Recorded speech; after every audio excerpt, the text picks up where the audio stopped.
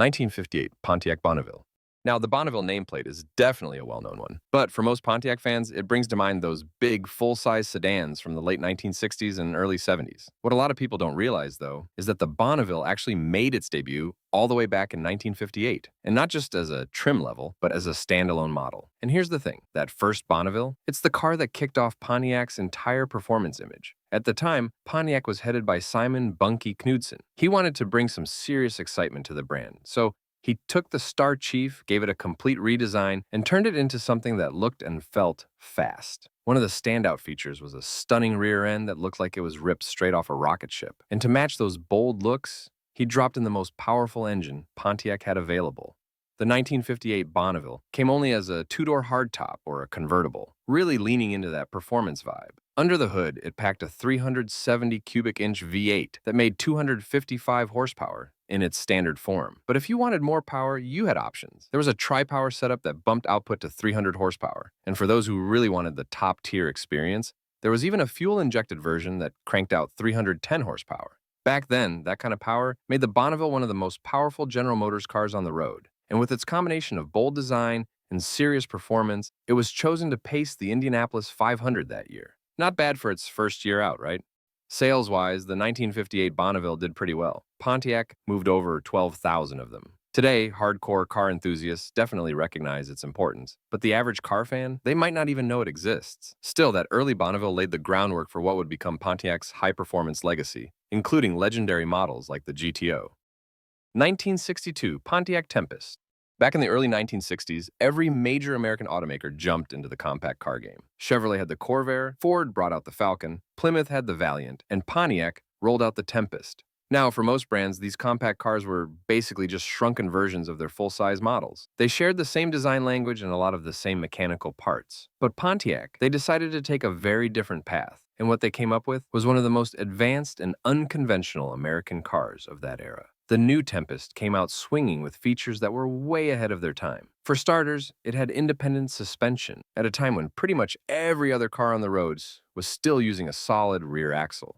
Under the hood, instead of going with the typical six-cylinder engine like everyone else, Pontiac gave the Tempest a four-cylinder engine that was actually a modified version of a V8, basically a V8 that had been cut in half to save on space and fuel. But maybe the wildest part? It had a rear-mounted gearbox. That's right, Pontiac used a transaxle layout, which was virtually unheard of back then. These days, you only see that kind of setup in high-end Gran Turismo coupes like Aston Martins or Ferrari. But in the early 1960s, Pontiac was the only mainstream automaker putting that tech into a production car. And the innovation didn't stop there. Instead of using a traditional drive shaft to connect the engine up front to the transmission in the back, the Tempest used a system of torque tubes with flexible cables inside. That not only helped with power delivery, but it also gave the car near-perfect weight distribution, which translated to surprisingly sharp handling for a family sedan. Plus, by ditching the traditional transmission tunnel, Pontiac managed to free up enough interior space to comfortably seat 6 passengers.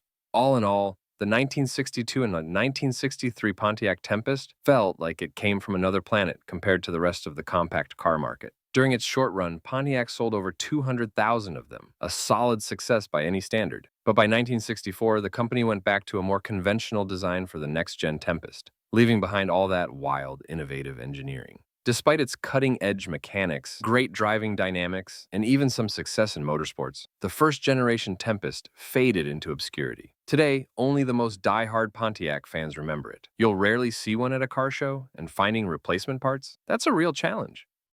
Pontiac Firebird Sprint. The Firebird is hands down one of the most iconic nameplates Pontiac ever produced. From 1967 all the way to 2002, it stood as the brand's bold, muscle car edge. But tucked away in its early history is one version most people have completely forgotten, lost in the shadows of time. That would be the Pontiac Firebird Sprint, built from 1967 to 1969. Pontiac first introduced the Firebird in 1967 as their answer to the Ford Mustang and the Chevrolet Camaro. It was the height of the muscle car era, so naturally, all eyes were on the big, high-powered V8s. But quietly slipped into the lineup was something totally different, and honestly, pretty special. That hidden gem was the Firebird Sprint, and the secret behind it?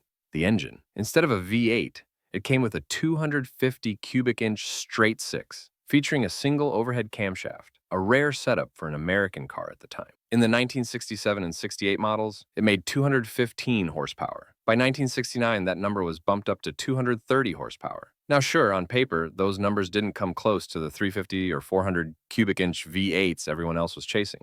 But the Sprint 6 had its own strengths. It had solid torque, it was lightweight, and it revved freely all the way up to 6,000 RPM. Because it didn't have that heavy V8 up front, the Sprint was more balanced, and that translated to sharper handling and a much more engaging driving experience. In a time when muscle cars were all about raw power and straight-line speed, the Firebird Sprint had a lighter, more refined, almost European vibe. Unfortunately, not many people really got it. Even with a modest price tag and those unique characteristics, sales were low, only a few thousand units sold during its entire 3-year run. Today, the Firebird Sprint is a true rarity, one of the few six-cylinder cars to ever make a mark, however small, in the muscle car world. And while most folks have never even heard of it, diehard enthusiasts know just how special and underrated it really was. Pontiac GT37. One of the rarest and most overlooked muscle cars of all time is the Pontiac GT37. Now, it wasn't a standalone model. It was actually an option package available on the 1970 and 1971 Tempest. And the inspiration for this car came from none other than Plymouth. Back in 1968, Plymouth introduced the Roadrunner, a stripped-down, no-frills muscle car that came with wild graphics and very few options. It was designed to be affordable for younger buyers who wanted performance without breaking the bank. The Roadrunner turned out to be a huge success and really made an impact on the industry. It made a lot of car companies start thinking, hey, we should make a more budget-friendly muscle car to attract younger drivers. But for some reason, Pontiac didn't jump on that bandwagon until 1970. That's when they introduced the GT37. Now, despite the strange name, the GT37 was basically a regular Tempest with a few performance upgrades and engine choices borrowed from the much more popular GTO. This meant that for around $3,000, buyers could get a car that could make anywhere from 255 horsepower all the way up to 345 horsepower. Pontiac actually marketed the GT37 as a GTO Lite, giving it some of the performance chops of the GTO, but without all the flashy exterior features, things like the iconic Endura bumper or the rear spoiler. So, in 1971, Pontiac was offered a more powerful option, the famous 455 V8, but only in a handful of cars. Simply put, the GT37 had the performance and hardware of the GTO, it just didn't have the GTO's image or appeal. And that's where the problem was. Sales were pretty bad, and in the 2 years it was offered, Pontiac produced only about 2,000 of these misunderstood muscle cars. Today, Pontiac enthusiasts have mostly forgotten the GT37, and it's incredibly rare to spot one. Pontiac Granville. The early 1970s were a great time for the Pontiac motor division. During the 1960s, Pontiac really reimagined itself, becoming a leader in multiple car segments with high annual production. By 1971, Pontiac decided to expand its presence even further, entering the luxury car market with a brand new, top-of-the-line model called the Granville. At the time, the Bonneville was Pontiac's premium model, and it did its job pretty well. It offered several body styles, a solid lineup of engines, and a lot of optional extras. So it sold decently and was considered a smart choice in the luxury car market. But Pontiac wanted something that felt closer to the level of a Cadillac or an Oldsmobile, rather than a Chevrolet Caprice. That's where the Granville came in. The Granville was built on the same platform as the Bonneville, using most of the same sheet metal, but with a few key trim details to set it apart from its sibling. The Bonneville stayed in production, but it was now positioned below the Granville in Pontiac's lineup. For power, Pontiac offered a 400 horsepower V8 engine as standard, with a 455 horsepower V8 as an optional upgrade. The Granville was also packed with a high level of standard equipment, things like leather interiors, climate control, and even a heavy-duty suspension for better comfort and handling. Plus, they included an AM/FM radio, and you could even get adjustable brakes and accelerator pedals for a more customized driving experience. They offered the Granville in a 2-door or 4-door hardtop, and for those wanting the ultimate in luxury, there was even a convertible. But despite all the premium features, the market didn't respond as expected, and sales were relatively low. Then, the energy crisis hit the US, and these big gas guzzlers just weren't as appealing anymore. Pontiac eventually discontinued the Granville in 1975, which brought the Bonneville back to the top spot in the lineup. 1976, Pontiac Astre Lil Wide Track. The mid-1970s were a rough time for General Motors. Buyers were starting to shy away from those big, heavy land yachts, and the rise of European and Japanese imports was putting real pressure on the American car market. So the response was clear: downsizing.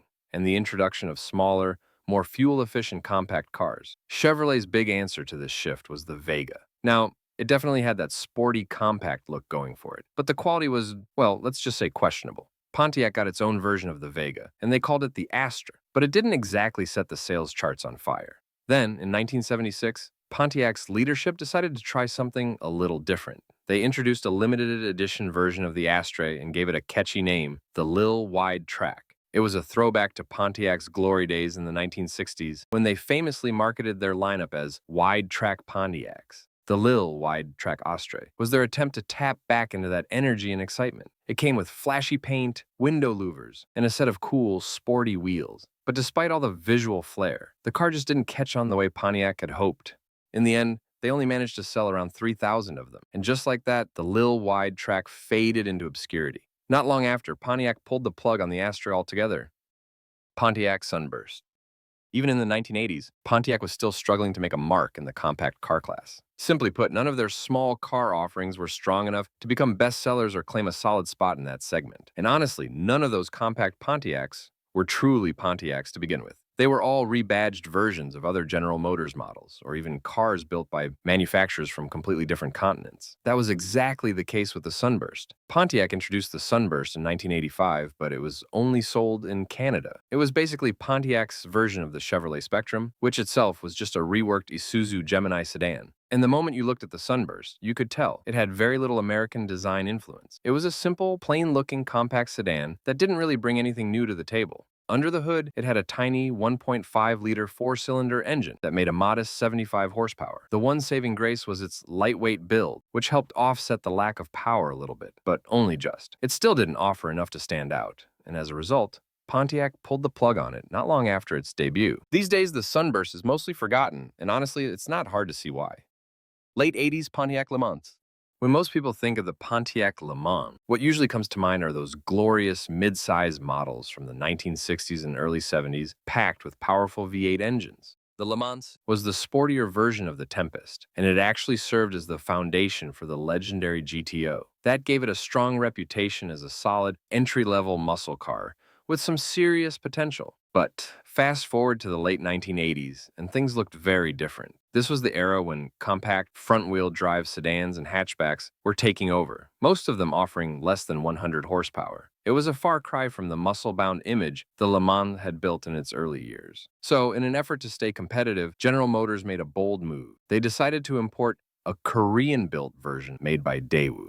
Now, under the surface, this car was actually just a rebadged Opel Kadett from Europe. At the time, Opel was a General Motors-owned brand, and GM had a stake in Daewoo, so the plan seemed like a win-win. Interestingly enough, they even sold the Pontiac LeMans in Europe, which meant buyers had a choice between the original German-built Opel Kadett or the same car rebadged as a Pontiac, shipped in from the United States. As you can probably guess, this late 80s version of the LeMans didn't exactly take the market by storm. It lacked the power, style, and excitement that had once defined the nameplate. Today, it's pretty much a forgotten footnote in Pontiac's history.